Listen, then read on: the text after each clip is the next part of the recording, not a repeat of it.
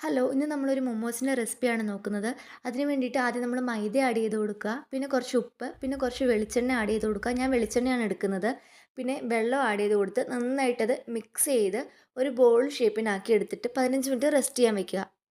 ശേഷം ഒരു പാനിൽ എണ്ണ ചൂടാക്കാൻ വെച്ചിട്ട് സവോള ഇട്ട് നല്ലോണം വഴറ്റിയെടുക്കുക. സവോള വഴണ്ട് വരുമ്പോഴത്തേനും നമ്മൾ സ്പൈസസ് പൊടിച്ച് വെച്ചിട്ടുണ്ട്, അതും ജീരകപ്പൊടി ഇട്ട് നല്ലോണം മിക്സ് ആക്കുക. പിന്നെ ഞാൻ ബീഫാണ് എടുത്തിട്ടുള്ളത്. ബീഫ് ഒന്ന് വേവിച്ചിട്ടാണ് ഞാൻ ഇതിലേക്കിട്ട് മിക്സ് ആക്കാൻ പോകുന്നത്. നമ്മൾ വട്ടത്തിന് ഇങ്ങനെ ഒന്ന് മുറിച്ചെടുത്തിട്ട് അതിൻ്റെ ഉള്ളിൽ ഫില്ലിങ് വെച്ച് കൊടുത്തിട്ട് നമുക്ക് ഇഷ്ടമുള്ള ഷേപ്പിനാക്കിയെടുക്കുക. ശേഷം ഒന്ന് സ്റ്റീം ചെയ്യുക.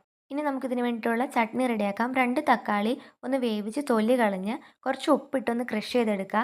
ശേഷം ഒരു പാനിലേക്ക് ഒഴിച്ചിട്ട് ഒന്നത് വറ്റി വരുമ്പോൾ കുറച്ച് ഉപ്പും കുറച്ച് ടൊമാറ്റോ സോസും ഒരിച്ചിരി മുളക് പൊടിയും എരിവ് വേണമെങ്കിൽ ആഡ് ചെയ്ത് കൊടുത്തിട്ട് മിക്സ് ചെയ്തെടുക്കുക. ഇതാണ് മൊമോസിൻ്റെ ഫൈനൽ ലുക്ക്. നിങ്ങൾക്ക് എത്ര മൊമോസ് വേണോ അതനുസരിച്ച് മൈദ ആഡ് ചെയ്ത് കൊടുക്കാം. അതുപോലെ തന്നെ വെളിച്ചെണ്ണയ്ക്ക് പകരം സൺഫ്ലവർ ഓയിലും ആഡ് ചെയ്യാം.